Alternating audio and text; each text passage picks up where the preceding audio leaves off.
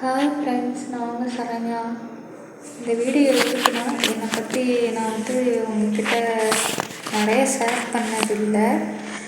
உங்களுக்கு தெரியாத விஷயங்கள் தான் இந்த வீடியோவில் இருக்கும். என்னன்னா, நான் கல்யாணத்துக்கு முன்னாடியும் வேலை தேடியிருக்கேன். அப்பவும் எனக்கு வேலை கிடைச்சதில்லை. ஏன்னா நான் ஒல்லியாக இருப்பேன், ரொம்ப ஒல்லியாக லீனாக இருப்பேன். இப்போவும் அப்படியே தான் இருக்கேன். அப்பவும் வேலை கிடைக்கலையா, அப்படியே நான் வீட்டை விட்டு வெளியே வந்துடுவேன். நான் சொல்லியிருப்பேன் நிறைய வீடியோவில் அம்மாவுக்கும் எனக்கும் கொஞ்சம் செட் ஆகலை. நான் அப்போ அப்படி தான் நான் இருந்தேன். இவங்க என்ன நம்மளை பேசுகிறது, நம்ம கேட்குறது, அந்த மாதிரி நான் இருந்தேன் ஃப்ரெண்ட்ஸ். அதுக்காக தான் நான் இப்போ அனுபவிக்கிறேன். அந்த மாதிரி ஒரு குணத்துக்காக தான் இப்போ நான் அனுபவிக்கிறேன். இந்த நிலமையில் இருக்கேன்னா அந்த குணம்தான் காரணம்.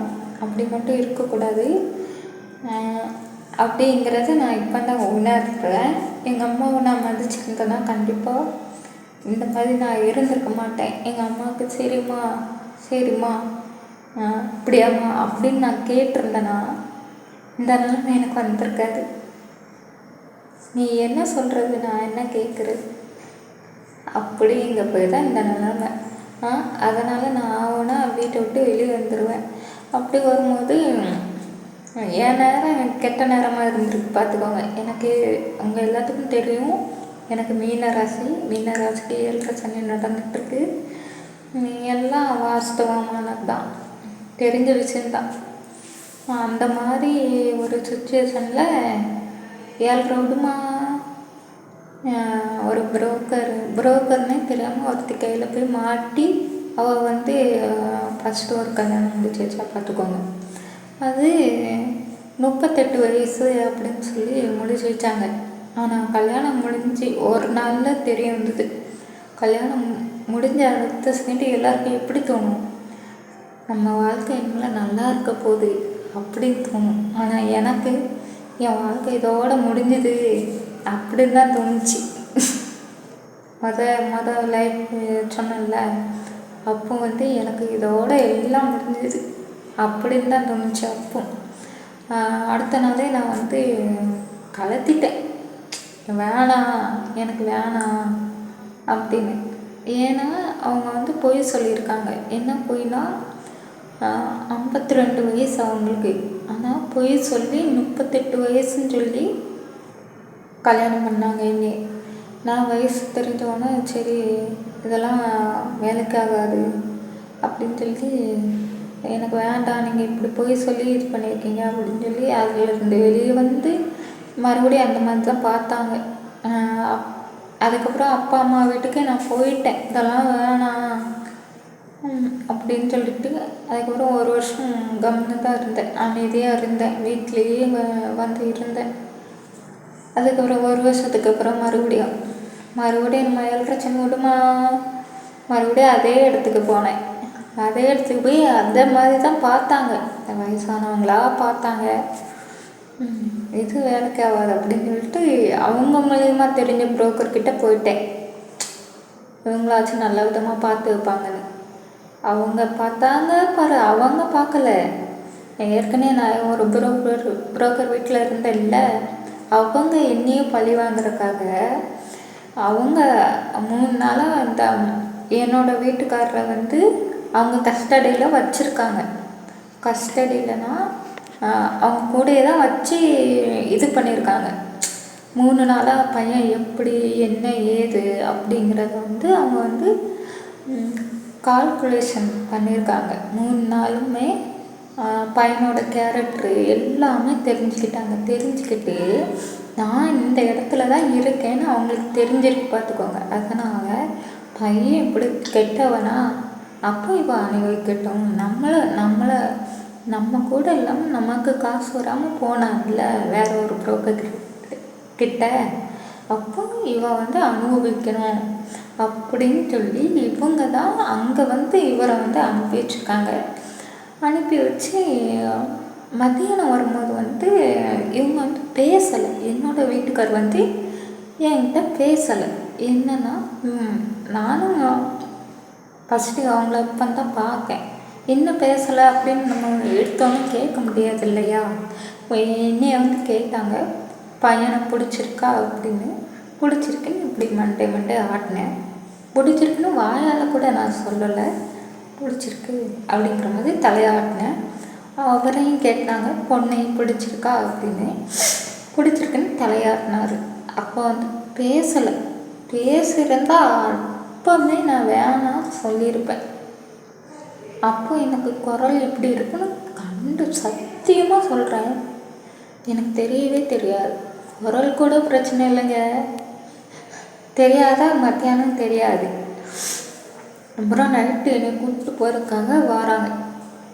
எல்லோரும் வந்துட்டாங்க, அவங்க வீட்டில் இருந்து எல்லோரும் வந்துட்டாங்க. அப்போ ஏதோ திடீர்னு ஒரு பொன் குரல் சத்தம். என்னடா யாரா அது பொன் குரலில் அப்படின்னு பார்த்தா இவரும் பேசுகிறாரு, என் வீட்டுக்காரரு. எனக்கு ஐயோ பக்குன்னு ஆகிப்போச்சு. இன்னைக்கு சத்தியமாக சொல்ல போனால் எனக்கு ஐயோ இதுவும் அதை விட மோசமா அப்படின்னு ஆகிப்போச்சு. சரி இருந்தாலும் பரவாயில்ல, நம்ம தான் பிடிச்சிருக்குன்னு சொல்லியிருக்கோம். குரல் எப்படி இருந்தாலும் மனசு தாங்க மாட்டும் இருக்கும் அப்படின்னு நம்ம என் மனசுக்குள்ளேயே நினச்சிக்கிட்டு சரின்னு கிளம்பி வந்தவன் நான். என்னை எப்படி வச்சிருக்கணும்னு கேட்குறேன். வேற ஒரு பொண்ணாக இருந்தால் கல்யாணம் பண்ணியிருப்பாளா? இல்லை இருந்திருப்பாளா? இவ்வளோ கல்யாணம் முடிஞ்ச ஒரு வாரத்தில் இருந்து என்னை என்னென்ன கேள்வி கேட்கக்கூடாதோ அந்தந்த கேள்வி ஒரு வாரத்திலேயே போட்டு அரைப்போம் தலையை கலப்பினாங்க. என்னை கேவலமாக பேசியிருக்காங்க ஃப்ரெண்ட்ஸ், கேவலமாக பேசியிருக்காங்க. என்ன பேசுனாங்கன்னா, என் வீட்டுக்காரங்க என்ன பேசுனாங்க, அவங்க மெத்தக்கட்டில் போட்டுருந்தாங்க. பார்த்துக்கோங்க, மெத்தக்கட்டில் போட்டால் அந்த மெத்தக்கட்டில் படுத்தா நாங்கள்லாம் வேலை செஞ்சுட்டு அலுப்பு தெரியாமல் இருக்கிறதுக்கு நாங்கள் படுப்போம் மெத்தையில். அவங்கள மாதிரி சுகத்துக்கோசரம் படுக்கிறது இல்லை. எவ்வளோ பெரிய வார்த்தை! அவங்க அந்த இடத்துல என்ன மீன் பண்ணாங்கன்னா, நான் ஒரு வேசி அப்படின்னு எனக்கு அன்னைக்கே தெரியும். ஏன் நான் அன்னைக்கு வெளியூர்லன்னு பார்க்குறீங்களா? அன்னைக்கு அதுக்கப்புறம் ஆந்திராடு ஓடிடி எல்லாமே வாங்கி வச்சுக்கிட்டாங்க. சும்மாவே நமக்கு எதுவும் வேலை தரமாட்டாங்க. நம்ம உடம்பாக இருக்கிறத பார்த்துட்டு அப்பா அம்மாவும் கணக்கு போன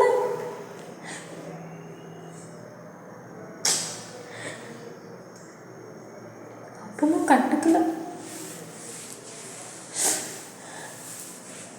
சரி வந்துட்டோம், பண்ணிட்டோம், இருந்து தான் ஆகணும்னு அத்தனை பேச்சு, என்னென்ன பேச்சு, என்ன ஆண்டி, என்னென்ன சித்திரவா அத்தனையும் தாண்டி மாதம் எனக்கு ப்ரீயர் வரும்போதுலாம் அப்படி துடிச்ச பிரச்சனை, அப்படி துடிச்சு போனேன். ஏன்னா இவன் எங்கேயோ போய் அழிச்சிட்டு வர்றா, பிள்ளைங்க தங்க விடாமல் அழிச்சிட்டு வர்றா.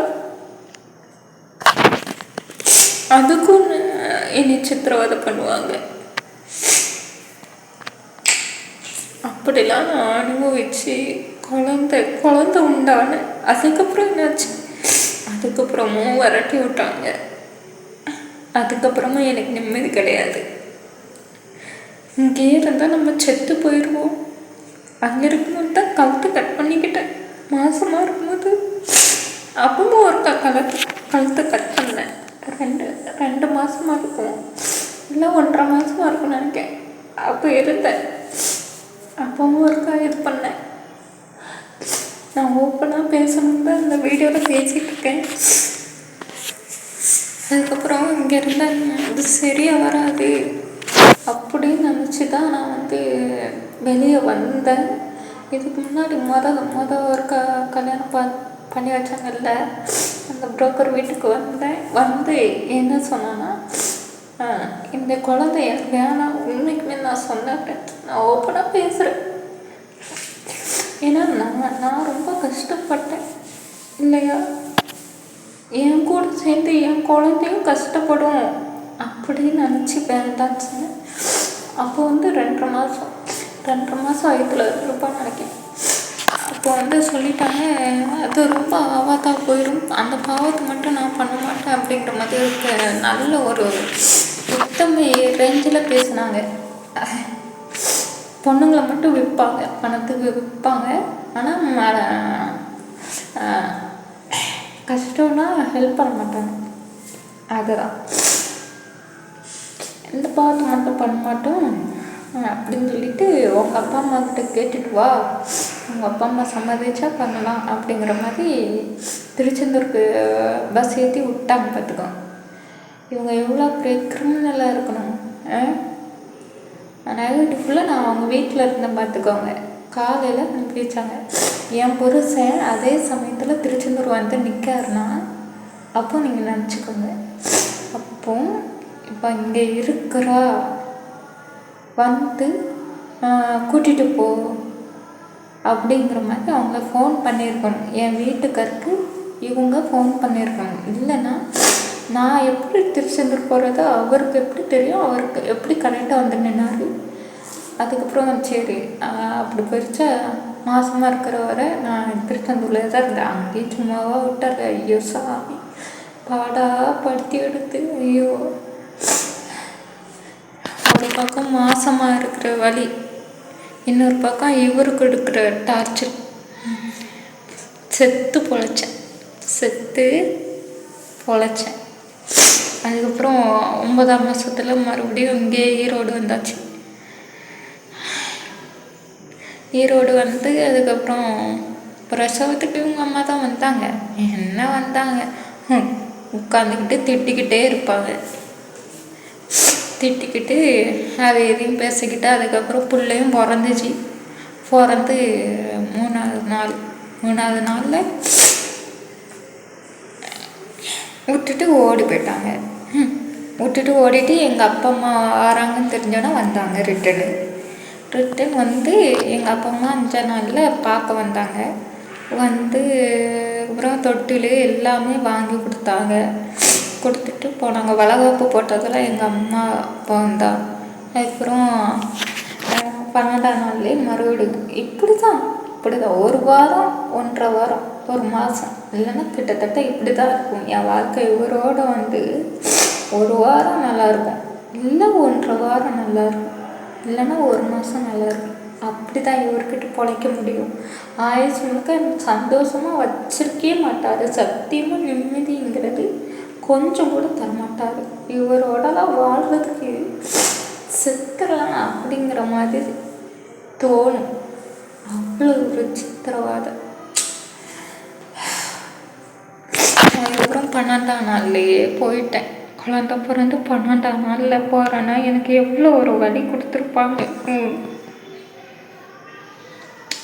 சொல்ல முடியாது.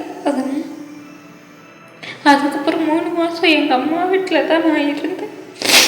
அதுக்கப்புறம் மறுபடியும் இங்கே விட்டாங்க.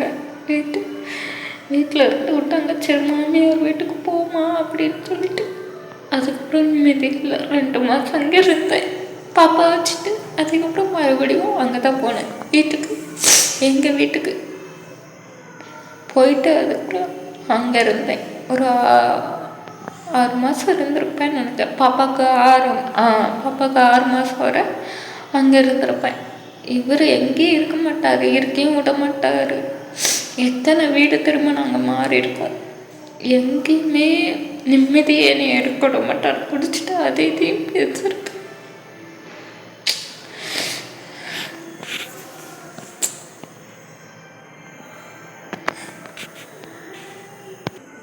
அதுக்கப்புறம் மாசமாக இருக்கும்போதும் நான் கேட்டேன் ஃப்ரெண்ட்ஸ். நான் மாசமாக இருக்கும்போது தந்துட்டாங்க ஐடி கார்டெலாம் என்கிட்ட கொடுத்துட்டாங்க. என்னென்னா நான் மாசமாகிட்டேன் அப்படிங்கிற ஒரு இதில் அவங்க தந்துட்டாங்க. தந்ததுக்கப்புறம் இப்படியே இருந்ததா, அவர் கூட இருக்க முடியல அப்படின்னு வெளியே வந்தது. அப்பவும் கேட்டேன், வேலை கேட்டேன். அப்போ என்ன சொன்னாங்கன்னா, நீ மாசமாக இருக்கம்மா, அதனால் வேலை செய்ய முடியாது அப்படின்னு சொல்லிட்டாங்க. அதுக்கப்புறம் இப்போ குழந்த பிறகு நான் கேட்காத இடம் இல்லை, நிறைய இடத்துல கேட்டிருக்கேன். ஆனால் பாப்பாவை தூக்கிட்டு அலைய முடியாது இல்லையா? மழை காலத்துலையும் சரி, வெயில் காலத்துலையும் சரி, பாப்பா தூக்கிட்டு எங்கிட்ட போய் அலைவீங்க? எங்கிட்ட போய் என்ன வேலை கேட்பீங்க? தந்தாதான் உண்டு, தரலன்னா நான் இதெல்லாம் எதுக்கு உங்ககிட்ட சொல்கிறேன்னா, யாராச்சும் ஒரு துணை நான் இருக்கேன், உனக்கு எந்த ஒரு சுச்சுவேஷனாலும் சரி, நீ என்ன பண்ணியிருந்தாலும் சரி, நான் உனக்காக உன் பின்னாடி நிற்பேன் அப்படின்னு சொல்கிற ஒருத்தரை என் வாழ்க்கையிலும் சரி, என் வாழ்க்கையில் நான் பார்த்ததே இல்லை அப்படி ஒருத்தர் இல்லை என் வாழ்க்கையில். அப்படின்னா என்ன பாவம் பண்ணேன்? இல்லை, நான் அப்படி என்ன பாவம் பண்ணேன்? பிறந்தது ஒரு தப்பா, இல்லை வளர்ந்தது ஒரு தப்பா, இல்லை கல்யாணம் பண்ணது ஒரு தப்பா, இல்லை குழந்தைய பெற்றது ஒரு தப்பா?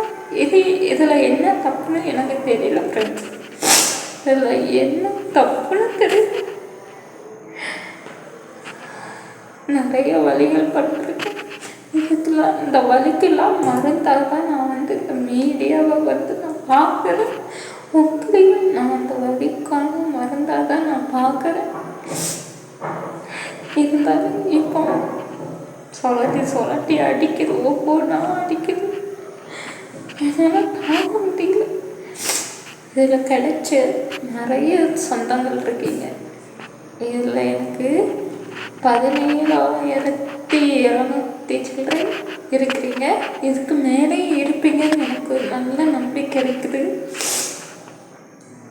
அப்புறம் எனக்கு இன்னொரு 3 சொந்தம் கிடச்சிருக்கு. 3 வரம்னு சொல்லுவேன், 4 வரம் இல்லை 5 வரம் சொல்லுவேன். 5 வரம்னா ஒன்று என் திவ்யாக்கா, அவங்க யூடியூப் சேனல் வச்சுருக்காங்க. மாமா மம்மு அப்படின்னு ஒரு யூடியூப் சேனல் வச்சுருக்காங்க. அவங்க ஏன் நான் சொல்கிறேன்னா,